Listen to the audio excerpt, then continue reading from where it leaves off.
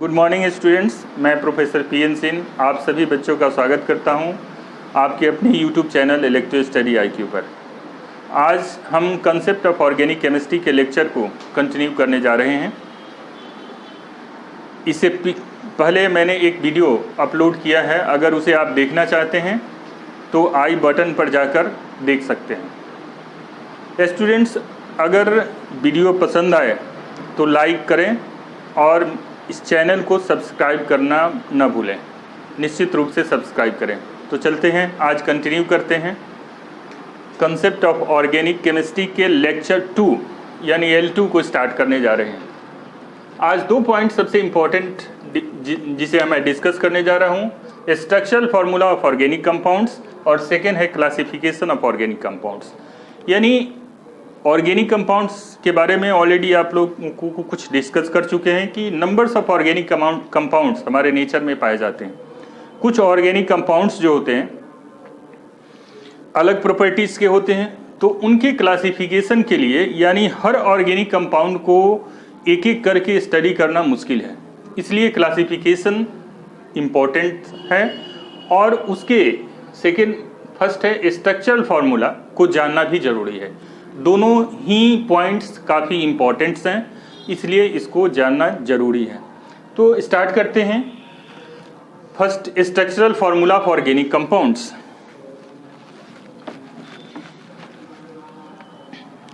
Organic compounds के जो structural formula हैं उनको किस तरह से डिनोट किया जाए, किस तरह से लिखा जाए, इसके बारे में कुछ कंसेप्ट आए, जैसे लेविस कंसेप्ट है जिसको लेविस स्ट्रक्चर कहते हैं। इसके बाद कंडेंस्ड फार्मूला आया। इसके बाद आपको कुछ नया जो आज का जो सबसे इम्पोर्टेंट है 3D फार्मूला आया। इस तरह से ऑर्गेनिक कंपाउंड के कॉन्सेप्ट को लिखने के लिए, ऑर्गेनिक कंपाउंड को लिखने के लिए ये ज़रूरी था कि किस किस मेथड से लिखा जाए। तो फर्स्ट मेथड है लेविस स्ट्रक्चर।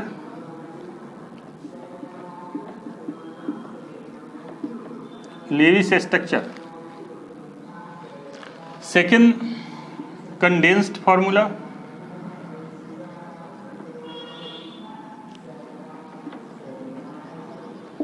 और थर्ड है bond line structure.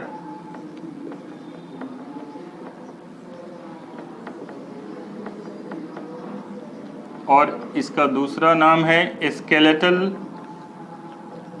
Formula.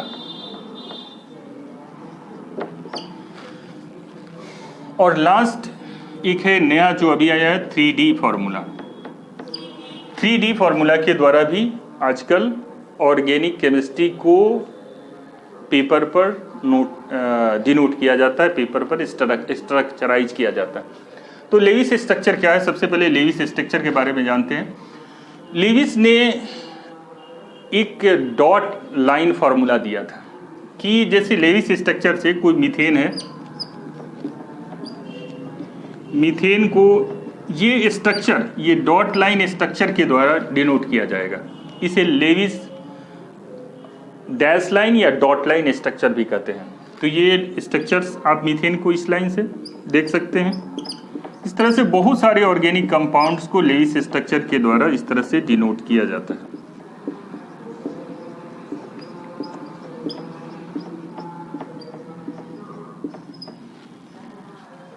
Methane को, ये ब्यूटेन को, तो ब्यूटेन को किस तरह से ये लेविस डॉट स्ट्रक्चर के द्वारा डिनोट किया गया। इस तरह से बहुत सारे ऑर्गेनिक कंपाउंड्स, यानी मैक्सिमम ऑर्गेनिक कंपाउंड्स को लेविस स्ट्रक्चर के द्वारा डिनोट किया जा सकता है। लेविस ने एक और चीज बताया कि अगर कार्बन के साथ कोई दूसरा कंपाउंड अटैच हो, जैसे ऑक्सीजन, नाइट्रोजन, हैलोजन, सल्फर, तो उनके जो लोन पेयर इलेक्ट्रॉन्स हो उनको दर्शाया जाए। जैसे यहाँ पर ऑक्सीजन के 2 लोन पेयर ऑफ इलेक्ट्रॉन, लेकिन ये जरूरी नहीं है, इंपॉर्टेंट नहीं है। आप नहीं भी दिखा सकते हैं। इस तरह से ये लेविस डॉट स्ट्रक्चर के द्वारा ऑर्गेनिक कंपाउंड्स का निरूपण किया जाता है, ऑर्गेनिक कंपाउंड को डिनोट किया जाता है। सेकेंड है कंडेंस्ड फार्मूला। कंडेंस्ड फार्मूला क्या है? कंडेंस्ड क्या होता है? इसमें कोई लाइन या डॉट लाइन या किसी तरह का कुछ नहीं दिया जाता है, सिर्फ उसके फार्मूला को लिख दिया जाता है। जैसे यहाँ देखिए CH3 CH2 CH3, कोई यहाँ डॉट फार्मूला नहीं दिया गया। CH2 CH2 CH triple bond CH। अब यहाँ कंडेंस्ड फार्मूला में एक चीज आपको बता देना चाहते हैं कि जो अगर सिंगल कोवैलेंट बॉन्ड है तो उसको कंडेंस्ड कर देते हैं, लेकिन डबल और ट्रिपल बॉन्ड को दिखाना पड़ेगा, इसलिए यहाँ डबल बॉन्ड और ट्रिपल बॉन्ड को दिखा रहे हैं। CH3 CH3 whole 2 CH2 CH2 CH3, ये कंडेंस्ड फार्मूला है। इसमें कहीं डैश लाइन या डॉट या किसी तरह का लाइन डिनोट नहीं किया गया है, तो इस तरीके से कंडेंस्ड फार्मूला बनाए जाते हैं। थर्ड है बॉन्ड लाइन स्ट्रक्चर या skeleton formula. Bond line structure क्या है?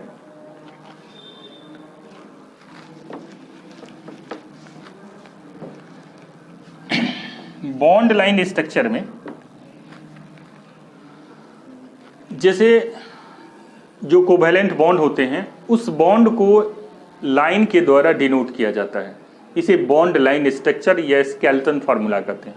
जैसे मान लीजिए कि कोई first CH3 CH2 CH2 CH2 CH3 कोई कंपाउंड है, 1 2 3 4 5 कार्बन है, पेंटेन है। अब इसको क्या करेंगे कि 1 2 3 कितने कार्बन डिनोट हो गए? 1 2 3 4 5। एक लाइन के द्वारा, बॉन्ड के लाइन के द्वारा केवल डिनोट कर दिया गया यहाँ पर। अब यहाँ पर क्या हो जाएगा? CH3 CH2 CH3 CH2 CH3। तो ये बॉन्ड लाइन, ये भी आपको पेंटेन ही हुआ, और ये पेंटेन को बॉन्ड लाइन के द्वारा डिनोट किया जा सकता है। ये बॉन्ड लाइन में हम ये कोई मॉलिक्यूल्स को यहाँ दर्शाएंगे नहीं, बॉन्ड लाइन में मॉलिक्यूल्स नहीं दिखाए जाते। सेकेंड मेथड साइक्लिक मेथड है।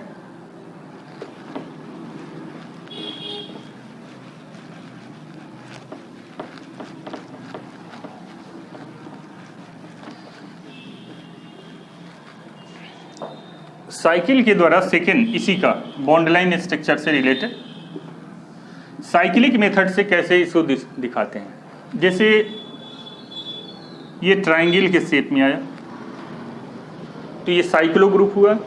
यहाँ पर ये CH3 CH2 CH2 CH2 1 2 3 3 carbon है, तो साइक्लो, चूंकि साइकिल में है इसलिए इसको साइक्लो प्रोपेन। 3 कार्बन है तो प्रोपेन। अगर 4 कार्बन होंगे इस तरह से, अगर साइकिल में भी बॉन्ड लाइन, यानी ये जो हो गया बॉन्ड हो गया, ये बॉन्ड लाइन हो गया, ये बॉन्ड लाइन हो गया, ये बॉन्ड लाइन हो गया, तो ये बॉन्ड लाइन के द्वारा दिखाए जाते हैं। ये लिखा नहीं जाता है बॉन्ड लाइन में, इसको हटा देते हैं, साइक्लोप्रोपेन। इसमें आप बता सकते हैं ये भी CH2 यानी 1 2 3 4, यहाँ भी 4 कार्बन है, 4 कार्बन ब्यूटेन, साइक्लोब्यूटेन।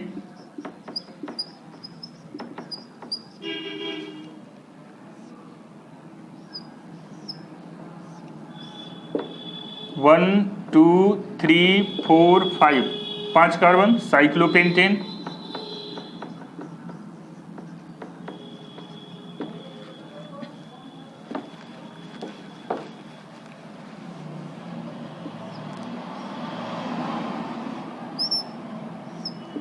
ये cyclohexane,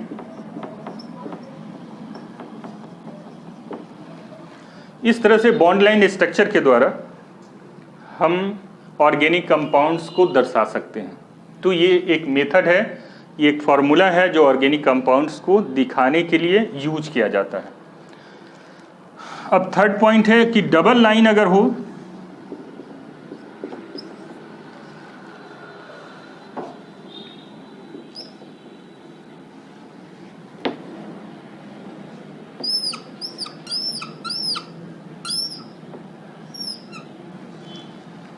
one two three four five six carbon atom है, तो क्या नाम होगा? हेक्सेन। लेकिन यहाँ पर डबल लाइन है तो ये हेक्सीन हो जाएगा, वन हेक्सीन या हेक्सीन लिख सकते हैं, हेक्सीन।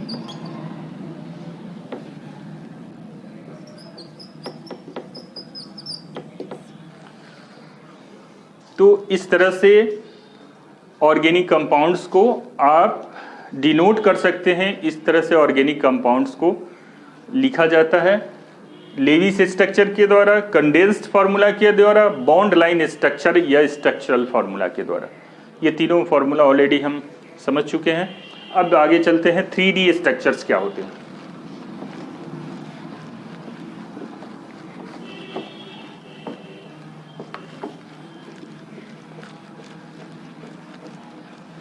थ्री डी स्ट्रक्चर्स में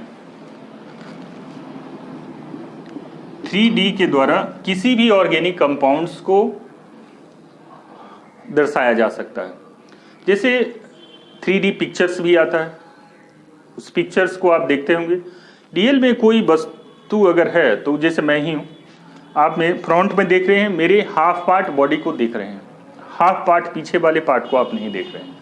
तो जितने भी बॉडीज़ हैं, अगर हम फ्रंटल व्यू से देखें, या स्फेरिकल है या फिर फ्लैट है, तो सिर्फ उसके सामने वाले पोर्शन को ही हम देख सकते हैं, सामने वाले भाग को ही देख सकते हैं, पीछे वाले भाग को हम नहीं देख पाते हैं। तो ये 3D पिक्चर जो है उसी बेस पर बनाया गया है।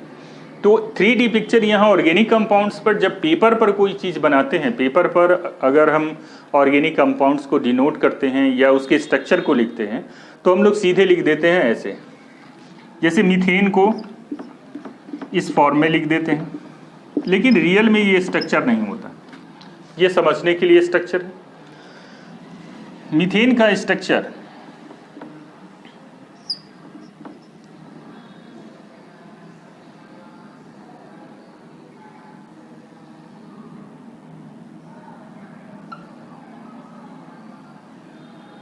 इस टाइप का 3D पिक्चर में डिनोट करने के लिए दिया जाता है।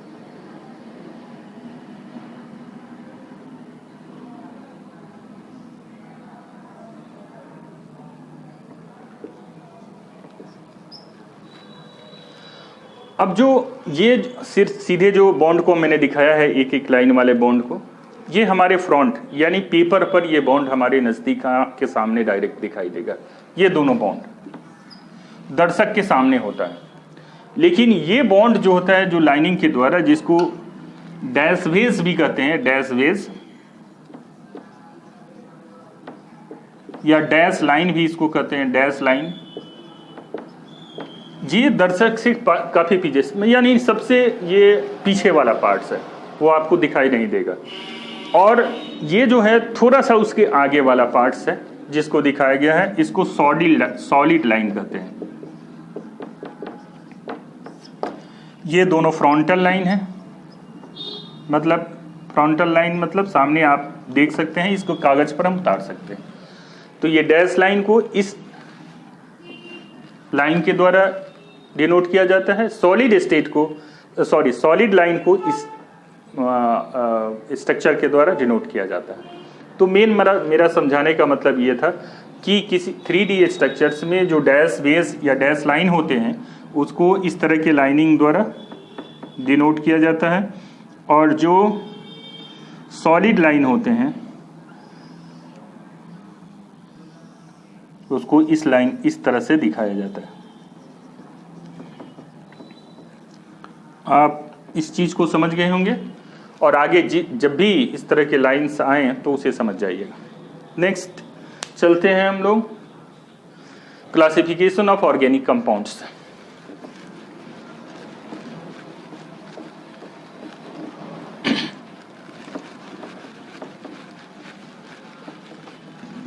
क्लासिफिकेशन ऑफ ऑर्गेनिक कंपाउंड्स में देखिए, ऑर्गेनिक कंपाउंड्स काफ़ी नंबर्स में हैं, काफ़ी संख्या में हैं, और जो बहुत सारे जो कपड़े हम यूज करते हैं, बहुत सारी चीज़ जो खाते हैं, उसमें सारे में ऑर्गेनिक कंपाउंड्स हैं। यानी नेचर में जितने कंपाउंड्स हैं उसके 80% ऑर्गेनिक कंपाउंड्स हैं। तो ऑर्गेनिक कंपाउंड्स का क्लासिफिकेशन करना इम्पोर्टेंट हो गया। इसको क्लासिफाई करें, एक एक कंपाउंड के बारे में अगर स्टडी करना चाहें तो पूरे जीवन बीत जाएंगे, लेकिन कभी भी हम उसे पूरी तरह से पूरा नहीं कर पाएंगे। इसलिए इसको क्लासिफाई किया गया है ताकि उस ग्रुप में का अगर स्टडी कर लें तो उसकी केमिकल प्रॉपर्टीज, फिजिकल प्रॉपर्टीज, उसके स्ट्रक्चर्स का नॉलेज हमें हो जाए। इसीलिए क्लासिफिकेशन किया गया है। अब classification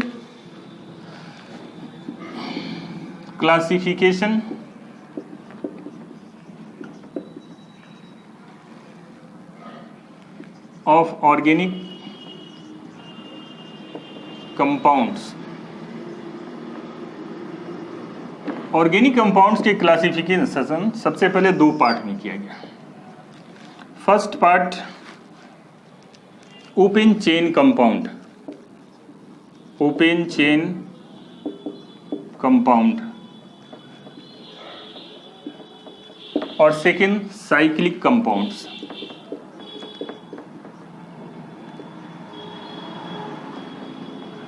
cyclic compounds open chain compound को एलिफैटिक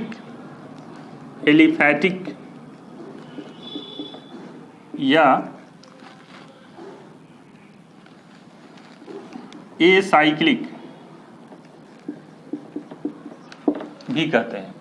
एलिफैटिक इसलिए कहते हैं कि जो प्रारंभिक इस ग्रुप के कंपाउंड्स थे, एली मतलब होता है जानवर, एनिमल्स, और फैटिक मतलब फैट, माने ये जानवरों के फैट से सबसे पहले जो इसके प्रिमिटिव कंपाउंड्स थे, प्रारंभ के जो कंपाउंड थे जो हमें प्राप्त हुए, उस जानवरों के फैट से ही प्राप्त किए गए थे, इसीलिए इसको एलिफैटिक भी कहते हैं।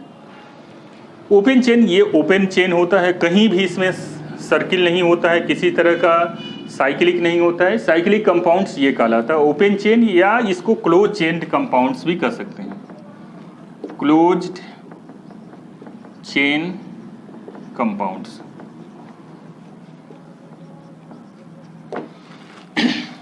ओपन चेन कंपाउंड्स दो तरह के होते हैं। ओपन चेन मतलब सीधे ओपन होंगे, जैसे ये देखिए CH3 CH2 CH2 CH3, ये ओपन चेन कंपाउंड हो गया, सीधे चेन में हो गया। यानी अगर कार्बन का चेन देखें तो इस तरह के चेन होंगे, सीधे एक लाइन लीनियर चेन में। ओपन चेन कंपाउंड्स भी दो तरह के होते हैं। ओपन चेन कंपाउंड्स में स्टेट चेन और branch chain. State chain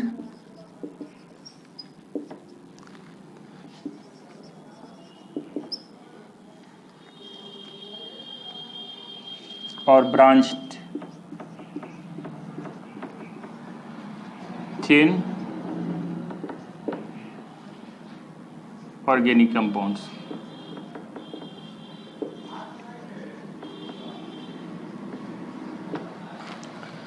state chain मतलब सीधी श्रृंखला वाले, जो सीधे श्रृंखला वाले, जैसे मैंने बनाया CH3 CH2 CH2 CH3, ये सीधी श्रृंखला वाले कार्बन के सारे जो चेन हैं वो सीधे में।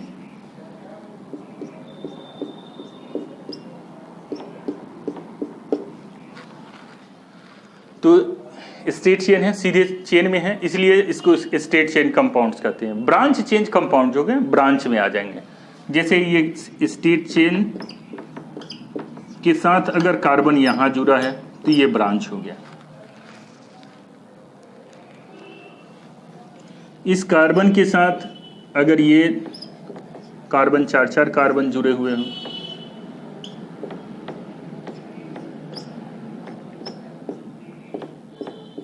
तो ये ब्रांच हो गए। तो इसी को ब्रांच ऑर्गेनिक कंपाउंड्स कहते हैं। तो स्टेट चेन और ब्रांच चेन समझ गए। नेक्स्ट क्लोज चेन या साइक्लिक कंपाउंड्स देखते हैं कि किस तरह से उसमें चेंजेस आते हैं साइक्लिक कंपाउंड्स में।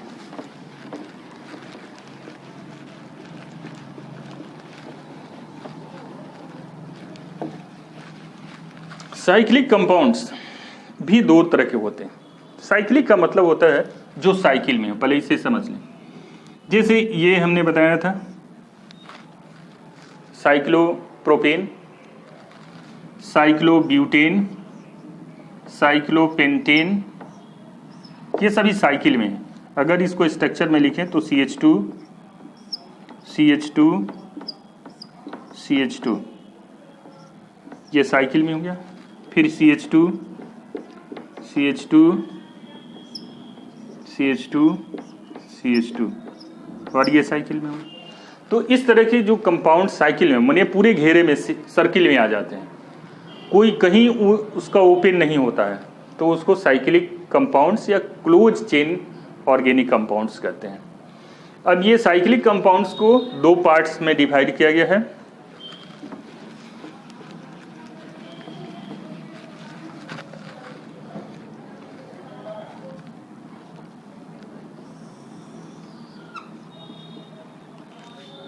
साइक्लिक कंपाउंड को दो पार्ट्स में, होमो साइक्लिक और हेट्रोसाइक्लिक कंपाउंड।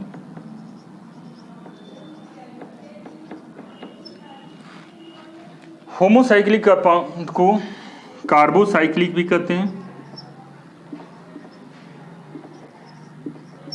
कार्बोसाइक्लिक कंपाउंड्स भी कहते हैं। अब होमोसाइक्लिक में क्या होगा कि इसमें जो कार्बन के चेन होंगे वो सब कार्बन के ही होंगे, उसमें किसी दूसरे कंपाउंड्स के दूसरे एलिमेंट के चेन नहीं होंगे, तो वो होमोसाइक्लिक ऑर्गेनिक कंपाउंड्स कहलाते हैं। जैसे ये है कार्बन, ये केवल कार्बन का ही चेन होगा,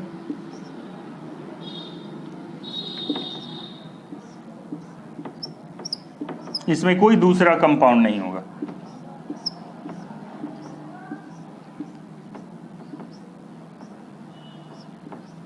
केवल कार्बन।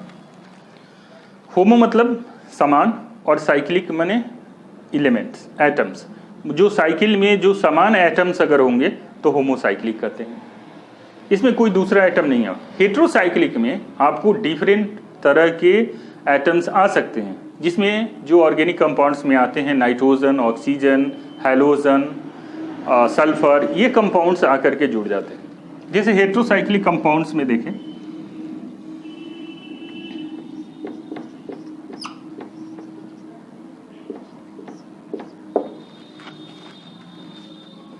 इथीन ऑक्साइड, देखिए इस चेन के अंदर दो कार्बन के साथ एक ऑक्सीजन चेन में आ गया, तो इसको इथिलीन ऑक्साइड कहते हैं। इसी तरह से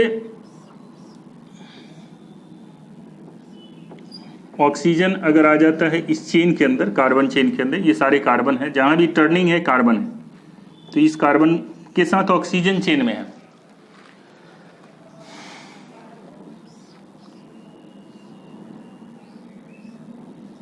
यहां कार्बन चेन में सल्फर है, तो ये फ्यूरॉन कहलाता है, और ये थायोफीन, फ्यूरॉन और थायोफीन। यानी हेट्रोसाइक्लिक कंपाउंड्स में कार्बन चेन में कोई दूसरे एटम्स अगर आकर के अटैच हो जाते हैं तो उसको हेट्रोसाइक्लिक ऑर्गेनिक कंपाउंड्स कहते हैं। जैसे यहाँ जनरली अटैच जो होते हैं वो nitrogen, sulphur, halogens groups, oxygen, ये सब आकर के जुड़ सकते हैं, तो ये हेट्रोसाइक्लिक कंपाउंड्स कहलाते हैं। अब होमोसाइक्लिक कंपाउंड्स या कार्बोसाइक्लिक कंपाउंड्स में सिर्फ कार्बन के ही चेन होते हैं, और हेट्रो में कार्बन के अलावा दूसरे एटम्स आकर के इसमें अटैच हो जाते हैं। अब देखते हैं होमोसाइक्लिक कंपाउंड्स दो तरह के होते हैं, एलिसाइक्लिक और एरोमेटिक।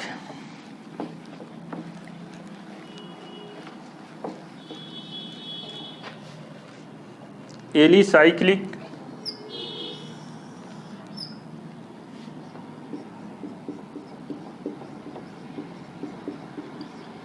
और एरोमेटिक। एलिसाइक्लिक क्या होता है? जैसे एली मतलब एक ही, कोई भी एक कंपाउंड्स, जैसे हमने ऊपर बताया थी कोई कंपाउंड्स ऐसे, जैसे ये एलिसाइक्लिक हो गए, माने स्वयं कार्बन ही, ये सारे कंपाउंड एलिसाइक्लिक हो गए, ये एलिसाइक्लिक हो गया। माने साइकिल में सिर्फ कार्बन ही हो उसको एलिसाइक्लिक कंपाउंड्स, और ये क्लोज हो, पूरी तरह से क्लोज चेन कंपाउंड्स होते हैं। एरोमेटिक कंपाउंड्स जो होते हैं ये, इसकी काफ़ी इंपॉर्टेंस है। एरोमेटिक एरोमा शब्द से बना है। एरोमा का मतलब होता है स्पेशल गंध, मैंने विशेष तरह के गंध इस तरह के कंपाउंड्स में होती है एरोमेटिक कंपाउंड्स में। एरोमेटिक कंपाउंड्स दो पार्ट्स में डिवाइड किए गए हैं। फर्स्ट है बेंजेनोइड और सेकेंड है non benzenoid.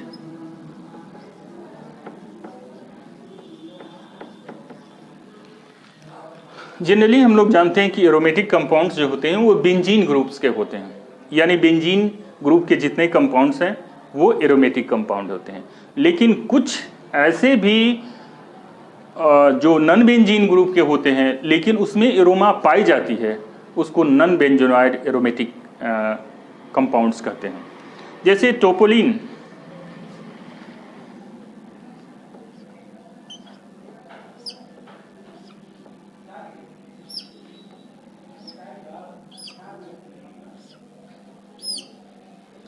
One two three four five six seven, इसमें 7 कार्बन एटम्स जुड़े रहते हैं और ये बॉन्ड ऐसा रहता है, इसको टोपोलीन कहते हैं।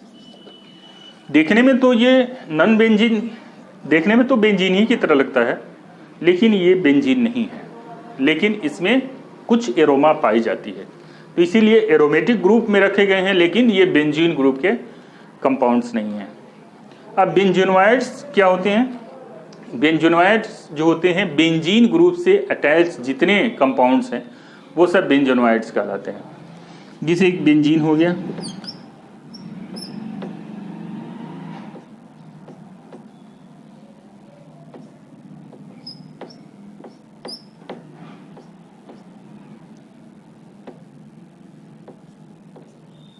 OH फिनॉल हो गया,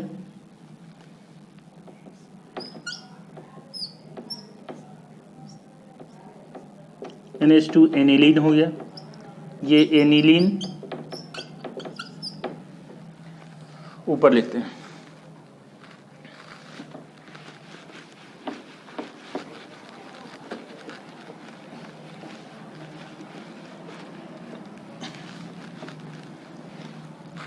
बेंजोनॉइड,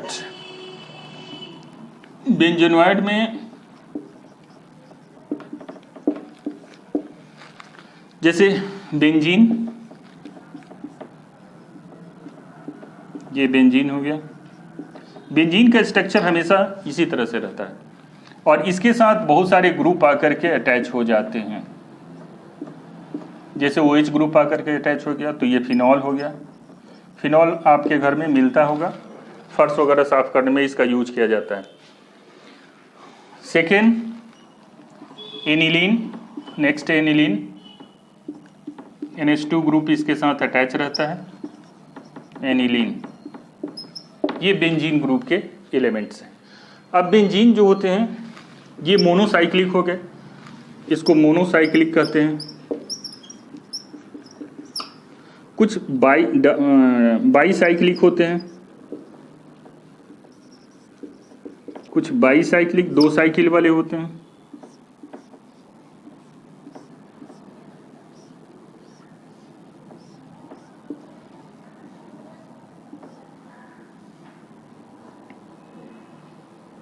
ये बाईसाइक्लिक।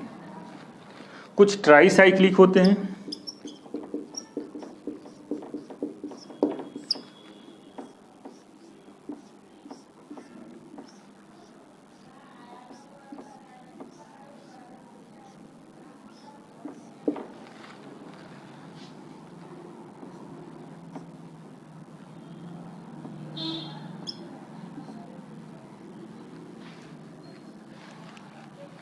अच्छा पिक्चर नहीं बना।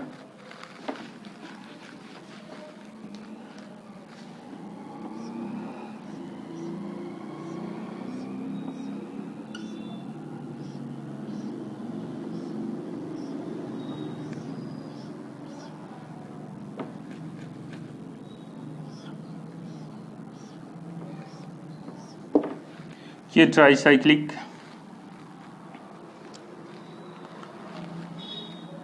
इसको एंथ्रासीन कहते हैं।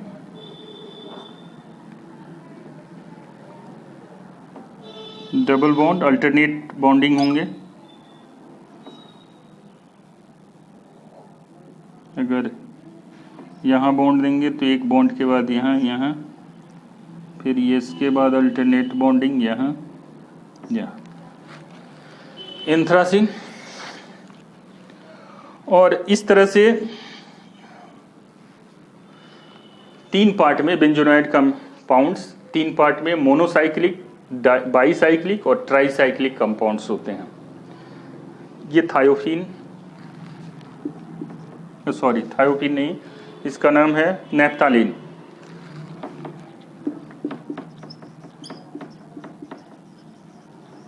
ये नैप्थालीन कहलाता है। जो 2 बेंजीन अगर अटैच हैं तो नैप्थालीन, अगर 3 बेंजीन ग्रुप अटैच है तो एंथ्रासीन। तो इस तरह से ये बेंजोनाइड कंपाउंड्स हुए। तो स्टूडेंट्स, आज यहीं कंसेप्ट ऑफ ऑर्गेनिक केमिस्ट्री के सेकेंड लेक्चर को समाप्त करते हुए आशा करते हैं कि मेरे चैनल को ज़्यादा से ज़्यादा आप सब्सक्राइब करेंगे और लाइक करेंगे। Thanks for watching.